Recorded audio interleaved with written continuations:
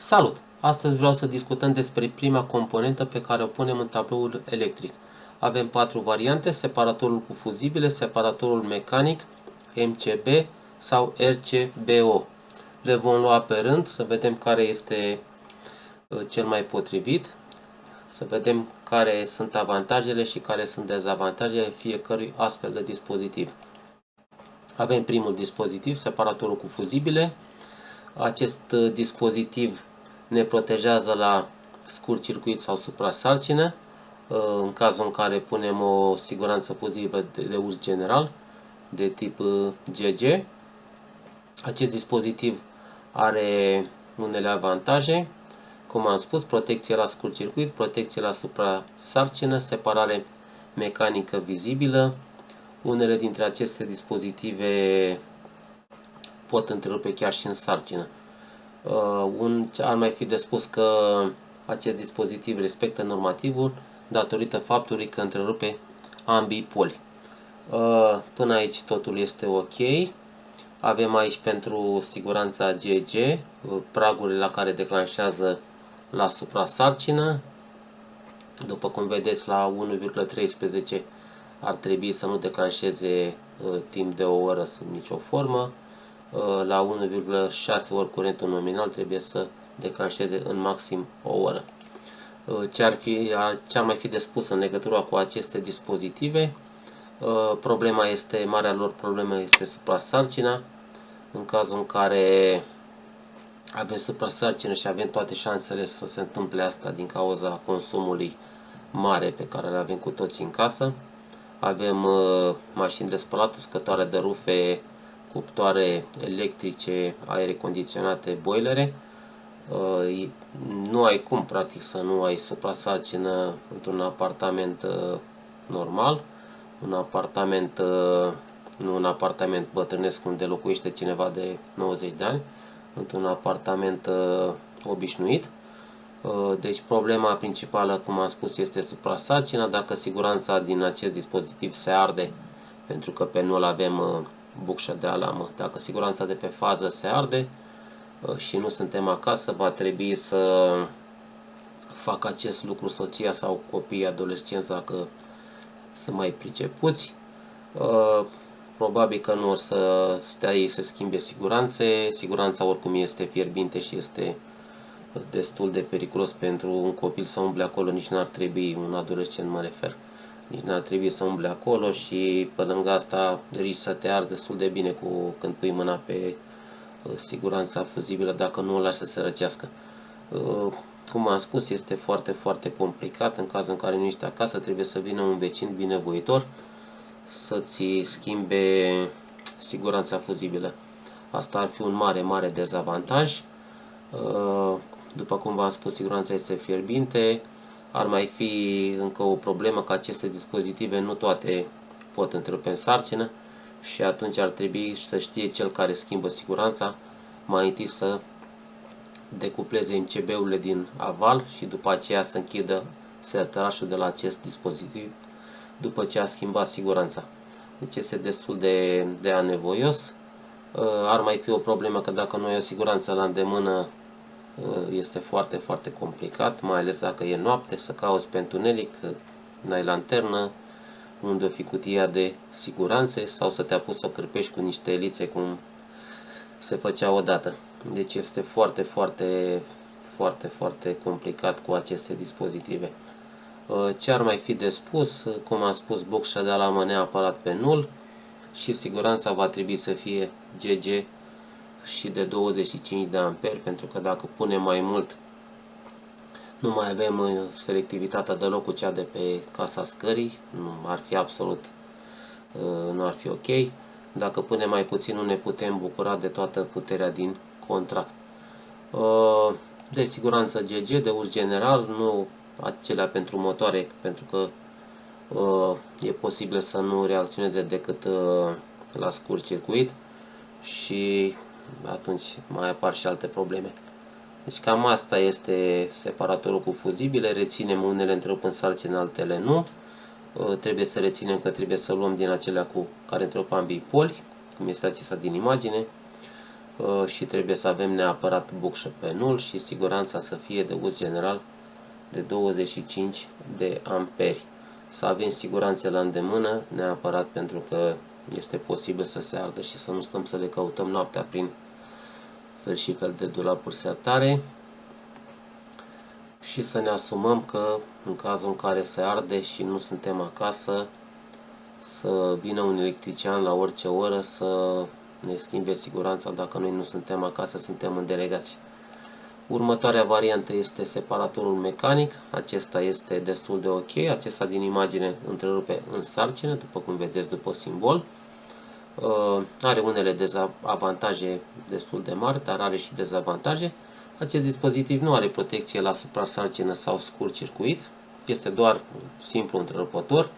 Trebuie să fim atenți la amperajul la care țin contactele. În acest caz este vorba de 100 de amperi. Este foarte, foarte bine să aibă peste 40 de amperi, pentru că amperajul care este scris pe un astfel de dispozitiv se referă strict la cât rezistă contactele, la ce amperaj rezistă contactele și nu au absolut nicio legătură cu scurt circuit sau suprasarcină. Aceste dispozitive nu au funcție MCB. Care ar fi cea mai mare problemă dacă vă puneți un astfel de dispozitiv pe general? Pentru că în caz de suprasarcină, acest dispozitiv nu are funcție și atunci va declanșa siguranța de pe palier de 25 de amperi. Aici situația se complică foarte rău. În acest caz va trebui să umblăm în acea ferită, în acel tablou. Nu avem voie, aparține distribuitorului.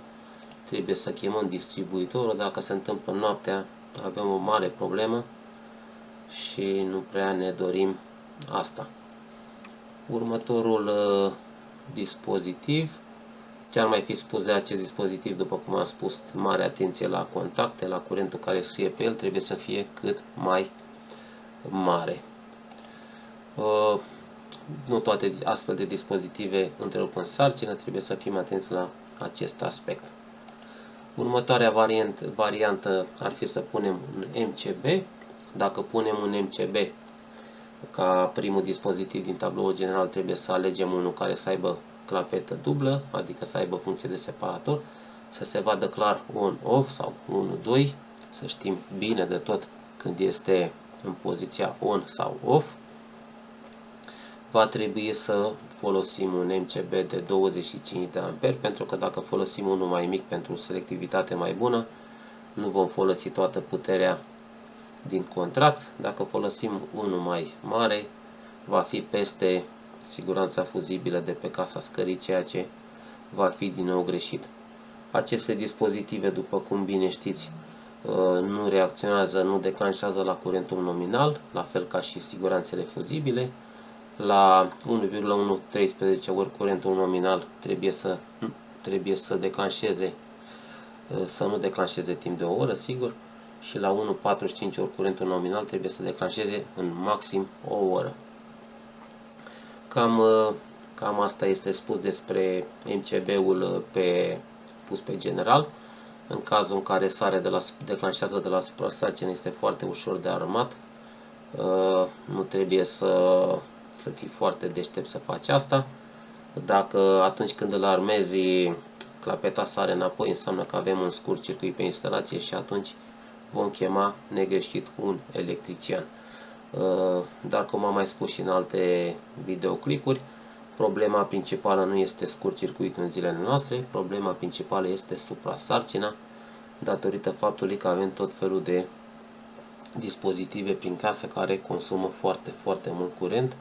V-am dat exemple, cuptorul electric, cuptorul cu microunde, mașină de spălat, uscător, rufe, boilere, aere condiționate în toate camerele. Avem șanse foarte, foarte mari să facem suprasarcină.